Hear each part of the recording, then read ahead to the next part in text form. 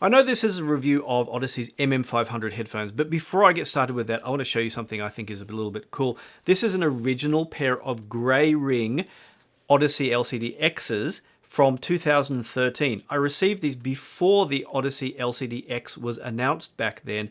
I actually shot about 30 takes about the X and the XC, but I never ended up posting them for one reason or another. We had this kind of cool plan to write up the Audeze LCD X's and post about them on HEDDPHONE, but with the name of the company and the product redacted so that people could guess which company the headphones were from. Anyway, that's a little bit of a cool story. These ones, actually, the original headband is still good. The ear pads have been replaced, obviously, because the drivers have been replaced with a 2021 revision. So this is effectively a 2021 pair of LCD X's because essentially nothing else has changed.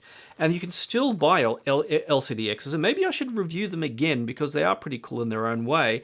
But I always wondered after the LCD 5s were released, whether or not they'd use that format to produce a less expensive pair of headphones kind of in the range of the LCD X's. And the answer, of course, was yes, because they did, I thought, was a successor to the LCD X. But now, actually, in retrospect, I'm glad they've continued the LCD X because the MM500s, which are named after a music producer, Manny Marroquin, are designed more for studio use, and that affects how they sound. Now, while they do have the kind of lighter setup that the LCD 5s do with the 90mm drivers rather than the huge 106mm drivers in the LCD series, and they have the newer headband and rod system. You can actually get extended rods for them if you do have a very big head. I hope you don't think I have a very big head. These are the ordinary rods, thank you very much.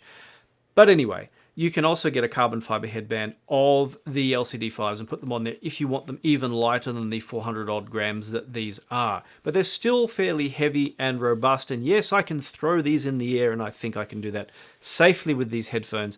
I think they're obviously designed to be robust and for studio use.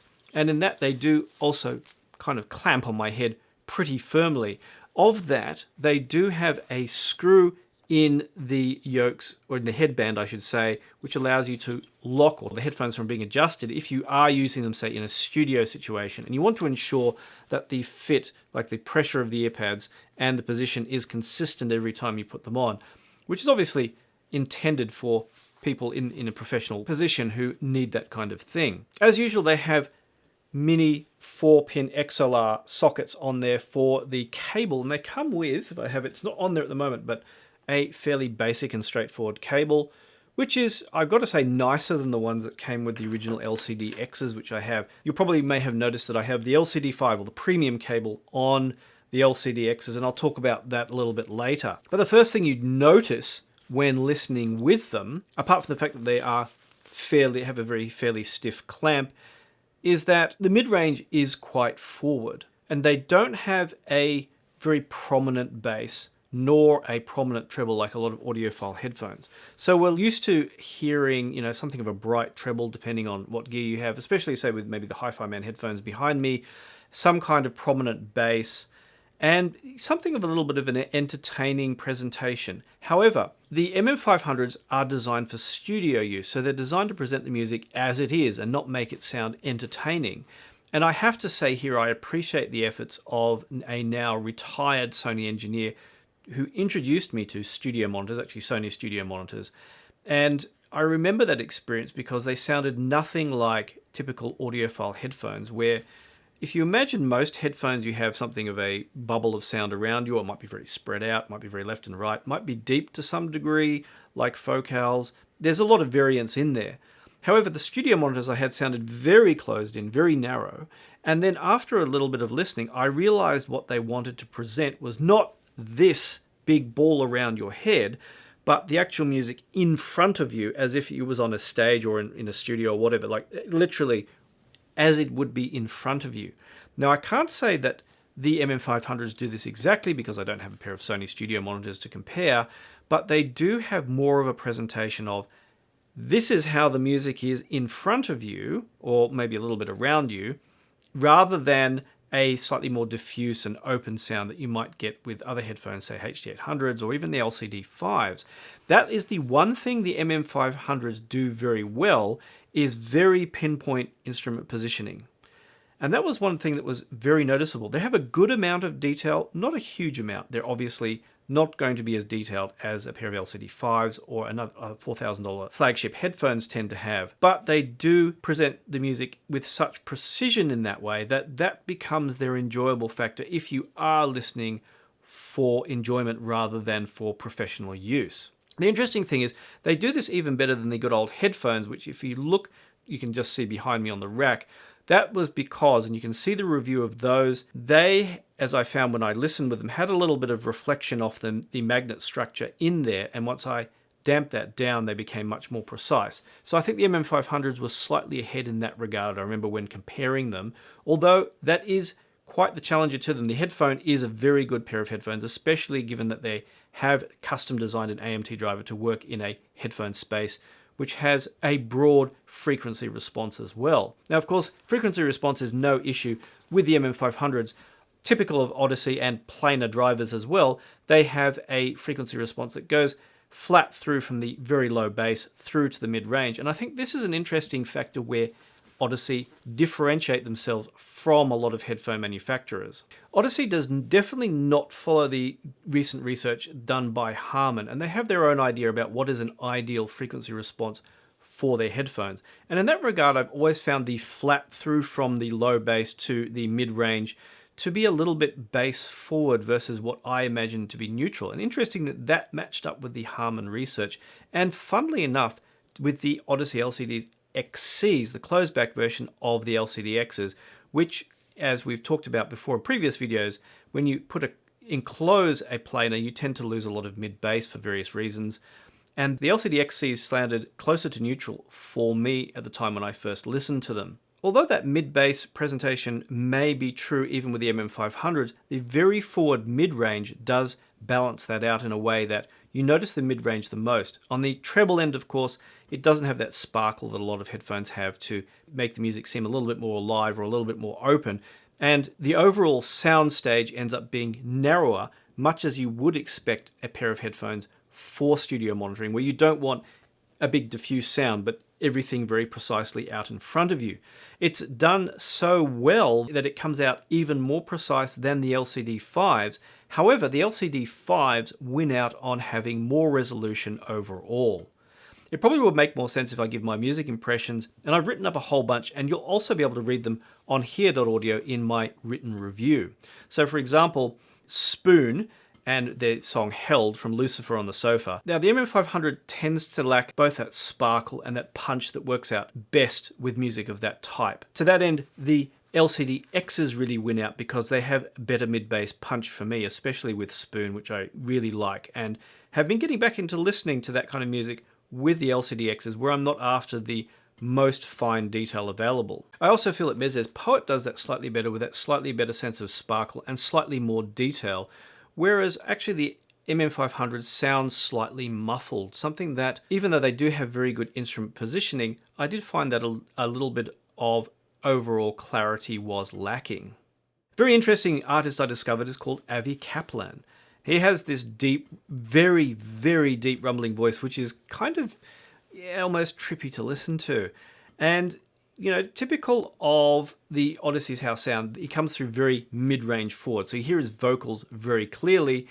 But the soundstage, of course, again, sounds somewhat narrow, but the low rumble of his voice comes through very clearly. And this is plugged into DCS's Lena system, which I've got in for review. Imaging in the track is very precise and is limited only by the lack of resolution. Another oddball track I came across was from Alia Nerio's Lead With Your Bones, and it's from her Sovereign Kin album Book 1. Now the mid-range focus means that the MM500s don't really attempt to be entertaining with a lot of bass or treble, but again we're keeping an even focus on the whole track as it is so that the engineer can get a clear idea of what is going on. That means for a very even focus, very close to, well, we can never truly have flat with headphones, but it feels like it's supposed to be a flat frequency response. Now, at that point, I decided to switch from the good old stock cable that they come with, which is fairly straightforward woven cable, to their premium cable, which you can see is on the LCD-Xs I have here.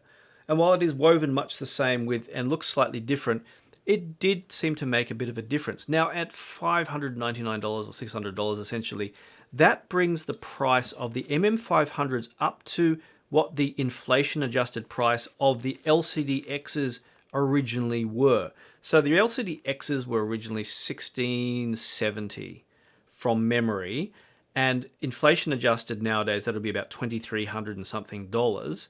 The MM500s are $1,699, and of course then with a $600 cable becomes $2,500. So you'd end up paying for the equivalent of what you used to pay originally for the LCD-Xs when they were released with the MM500s if you get the upgrade cable. You may have doubts about a $600 cable, totally understandable.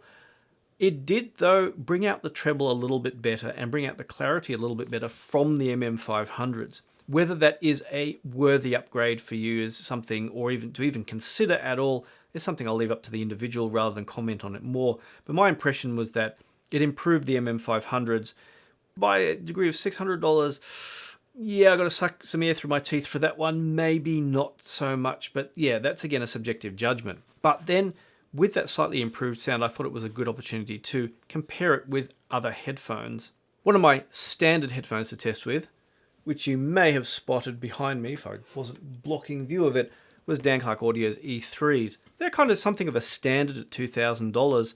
And not only that, they're very good for testing equipment for how well it can drive headphones. And they also are very picky about what you use them with. Of course, I wasn't in any concern about how picky they would be with the Lena system, which is in itself very competent. It was interesting all the same to compare the E3s with the MM500 using the upgrade cable on the MM500s. And in that, I'd find that even though the E3s are tuned to be technically neutral, I mean, they follow the Harman curve very precisely, they had even a bit more sparkle in the treble and a bit more of a prominent bass, especially with that bass being more elevated once you get past the mid bass. That made them a little bit more entertaining, which is kind of funny because I consider that the E3s are somewhat mid-forward since they strictly follow that Harman target curve. In terms of resolution though, I couldn't really pick one or the other as being more resolving. Of course, frequency response differences tend to fool one into thinking that one pair of headphones may or may not be more resolving, especially if there's a difference in treble. So for example, one interesting track I found was Jose Gonzalez singing Massive Attack's Teardrop. That came through a touch lighter with the E3s, and maybe a touch less forcefully than it does through the MM500s. I think that slightly more diffuse tuning with slightly less emphasis in maybe the mid bass results in a slightly less forceful presentation overall. An interesting thing that's on the Lena between using the MM500s versus using the E3s, I had to turn the volume dial from 10 o'clock, which I used with the MM500s, up to 12 o'clock with the E3s, which shows how much harder they are to drive overall. While both of these pairs of headphones are fairly low impedance, the sensitivity of the E3s is somewhat lower. However, one thing that makes the E3s have a big advantage is that they are genuinely portable. Now, while the Audeze headphones can optionally come with a case for carrying them with, being able to do that, well, that's just superior. And the instant fit, of course, makes things very easy, although I don't imagine people would appreciate that they have a variable adjustment if they're going to be used in a studio use where consistent fit is more important. Now, of course, that leads to the LCD5s. And of course, being very similar overall in design, a few grams lighter due to the kind of fancy, colorful plastic rings on them, which are the most nightmarish things to photograph because they look really cool, but are really just, you need to have a really bright spotlight on them to get the coolness of those rings kind of to show out. But they have, and probably worth noting, is that the ear pads are slightly different. And I've always wondered what would happen if you put the MM500 ear pads on the LCD5s. I wonder if it would tighten up the imaging at all, rather than make it sound a little bit more diffuse. That would be interesting. I could be completely wrong about that. It's just a question that I've always wondered about. Unfortunately, due to the ear pads of both of them not being removable, the only removable ear pad versions I have found them in the LCD S20s, which I hope to review in the future. Yeah, it's not something I can really play around with, but maybe one day in the future we'll find a way. However, when it comes to sound, the LCD5s there is more subtle nuance and more distinction between instruments with the LCD5s than the MM500.